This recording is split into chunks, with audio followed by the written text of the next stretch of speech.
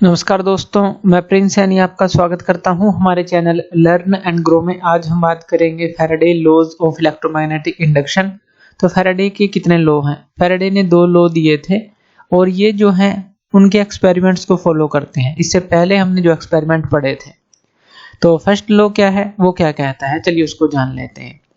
First law कहता है whenever the amount of magnetic flux linked with A circuit changes and EMF is induced in the circuit. यानी कि जब magnetic flux की amount change होगी जो सर्किट के साथ लिंक है, तो ईएमएफ इंड्यूस होगी एक सर्किट में। तो इसका हमने क्या एग्जांपल लिया था, जैसे मान लीजिए हमने एक कोयल ली थी यहाँ पर, और यहाँ पर हमने एक मैग्नेट लिया था, नॉर्थ पोल और साउथ पोल, 2 पोल हैं इसके, और यहाँ पर हमने एक गैल्वेनोमीटर को लगाया था। अब ध्यान से देखिए, जब ये मैग्नेट इसकी तरफ मूव करेगा तो होगा क्या, एक्चुअल में जो मैग्नेटिक फ्लक्स है, मैग्नेटिक फ्लक्स यानी कि कितनी जो मैग्नेटिक फील्ड ऑफ लाइन जो है यहाँ पर कट करेंगी, तो वो चेंज होंगी। तो जैसे ही ये इसके पास जाएगा, मान लीजिए इसके पास जाता है, तो जो इसके आसपास मैग्नेटिक फील्ड लाइंस है, मान लीजिए इस तरह से आप मैग्नेटिक फील्ड लाइंस बना लीजिए, इस तरह से तो इस तरह से इसकी मैग्नेटिक फील्ड लाइंस होंगी, नॉर्थ से जो साउथ की तरफ चलेंगी। तो नॉर्थ पोल हम इस तरफ मान लेते हैं, साउथ पोल इस तरफ मान लेते हैं, तो नॉर्थ से साउथ की तरफ जा रही हैं।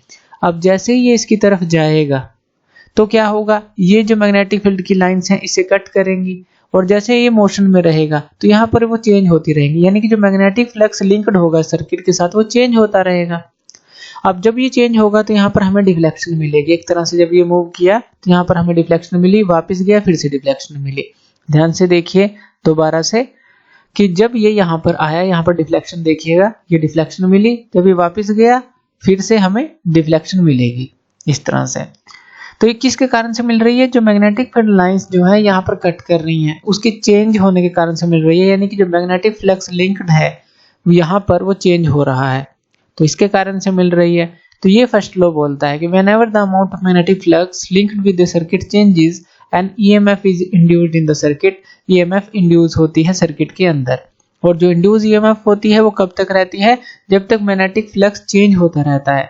यानी कि यहाँ पर जब ये मूव करता है तभी यहाँ पर हमें डिफ्लेक्शन मिलती है, यानी कि जब ये मोशन में रहता है। लेकिन तब हमें डिफ्लेक्शन नहीं मिलती जब ये रेस्ट में आ जाता है, तब तो डिफ्लेक्शन नहीं मिलती। तो इसका मतलब क्या है कि जब ये मोशन में होता है तभी हमें यहाँ पर इंड्यूस्ड ईएमएफ मिलती है, और तभी तक वो रहती है जब तक चेंज इन मैग्नेटिक फ्लक्स जो है होता रहता है। तो ये फर्स्ट लॉ कहता है।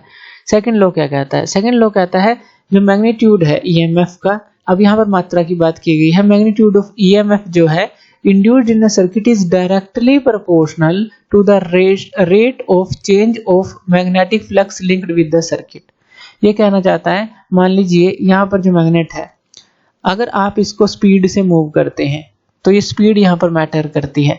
जितनी ज्यादा स्पीड होगी उतना ज्यादा यहाँ पर इंड्यूस्ड ईएमएफ होगी। जितनी स्लोली आप इसको मूव करेंगे, आराम से मूव करेंगे, उतनी ही कम इंड्यूस्ड यहाँ पर ईएमएफ होगी। तो यहाँ पर बात की गई है इसकी स्पीड की, लार्जर द स्पीड और लार्जर द इंड्यूस्ड ईएमएफ, ऐसा कह सकते हैं आप। तो the magnitude of EMF induced in a circuit is, इसलिए इसने कहा है कि कितनी मात्रा जो ईएमएफ की वहां पर इंड्यूस होगी वो डायरेक्टली प्रोपोर्शनल है rate of change of magnetic flux. अब rate of change of magnetic flux वो कब चेंजिंग उसको मिलेगी, जब स्पीड मैग्नेट की ज्यादा या कम होगी। तो इसीलिए हम कह रहे हैं स्पीड से हम इसको रिलेट कर रहे हैं। तो अब यहाँ पर अगर हम φ1 को मान ले, अमाउंट ऑफ मैग्नेटिक फ्लक्स से मान लीजिए linked with a coil at any time, किसी भी टाइम आप एक तो रेफरेंस पॉइंट आपने ले लिया कि अमाउंट ऑफ मैग्नेटिक फ्लक्स जो लिंक कर रहा है कोयल के साथ, कौन सी कोयल के साथ, मान लीजिए इसके साथ, किसी भी टाइम आप φ1 आपने नोट किया मैग्नेटिक फ्लक्स कि इसके साथ इतना लिंक कर रहा है, और कुछ समय बाद फिर से आप नोट कर रहे हैं क्योंकि वो चेंज हो रहा है। तो amount of magnetic flux linked with the coil after time t second, पहले तो आपने φ1 को नोट किया किसी भी टाइम, फिर उसके t सेकंड के बाद आपने φ2 को नोट किया। दोनों ही अमाउंट ऑफ मैग्नेटिक फ्लक्स है, बस अलग अलग टाइम पर है जब वो चेंज हो रहा है। तो यहाँ पर rate of change of magnetic flux हमें क्या मिलेगा, rate of change of magnetic flux मिलेगा φ2 माइनस φ1 डिवाइड में t, यही मिलेगा।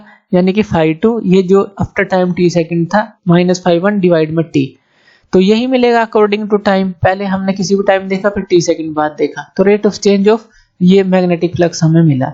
अब फैराडे लॉ के अकॉर्डिंग जो इंड्यूस्ड ईएमएफ होगी तो वो किसके बराबर होनी चाहिए? इसको इंड्यूस्ड ईएमएफ को हम ई से यहाँ पर डिनोट कर देते हैं, तो किसके डायरेक्टली प्रोपोर्शनल होगी? इसी रेट ऑफ चेंज ऑफ के। ये यहाँ पर देखिए rate of change of magnetic flux linked with the circuit, यानी कि ये क्या आ जाएगा phi2 - phi1 डिवाइड में t, ये जो है इसके बराबर होगी। अब यहाँ पर अगर इस डायरेक्टली प्रोपोर्शनल को हम हटाते हैं और इक्वल टू हम यहाँ पर लिख लेते हैं k, और यहाँ पर ये आ जाएगा phi2 - phi1 डिवाइड में t। यहाँ पर हमने k ले लिया। अब ये k क्या है? यहाँ पर कांस्टेंट ऑफ प्रोपोर्शनैलिटी है, इसकी वैल्यू हम हमेशा जो है 1 रखते हैं, तो इसीलिए जो e को हम क्या लिखते हैं? हमेशा phi2 - phi1 डिवाइड में t लिखते हैं, तो ये भी याद रखना है।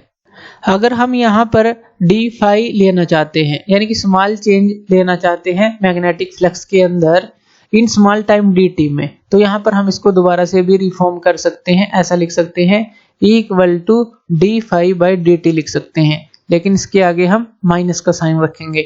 अब ये जो नेगेटिव साइन है ये क्या दर्शाता है कि जो इंड्यूस्ड ईएमएफ होगी, जैसे इस सर्किट के अंदर देखें यहाँ पर इंड्यूस्ड ईएमएफ जो होगी वो किसके कारण से हुई? मैग्नेटिक फ्लक्स के चेंज होने के कारण से हुई।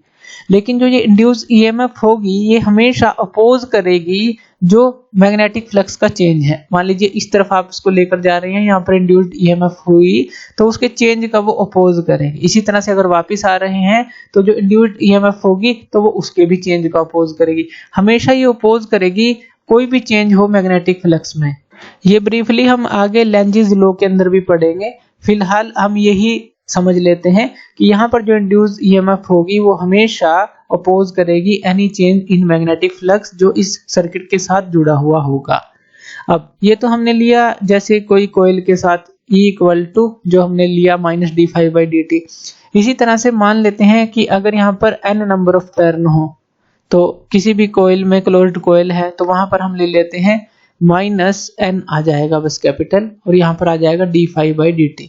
अगर हम n नंबर ऑफ टर्न्स लेते हैं किसी भी कॉइल में तो ये हमारे पास आ जाता है। और यहाँ पर अगर आप नंबर ऑफ टर्न्स को इंक्रीज करते हैं तो हम जो है इंड्यूस्ड ईएमएफ को भी इंक्रीज कर सकते हैं। तो इस तरह से जो है हम समझ सकते हैं जो फर्स्ट लॉ है और जो सेकंड लॉ है फैराडे लॉ के अंदर, और ये जो एक्सपेरिमेंट थे हमने पहले पढ़े थे उन्हीं को फॉलो करते हैं। अगर वो आपकी समझ आ जाते हैं तो ये बहुत आसान है। तो थैंक यू वीडियो देखने के लिए, और इसी तरह की वीडियोस के लिए आप हमारे चैनल लर्न एंड ग्रो पे हमें सब्सक्राइब कर सकते हैं। धन्यवाद।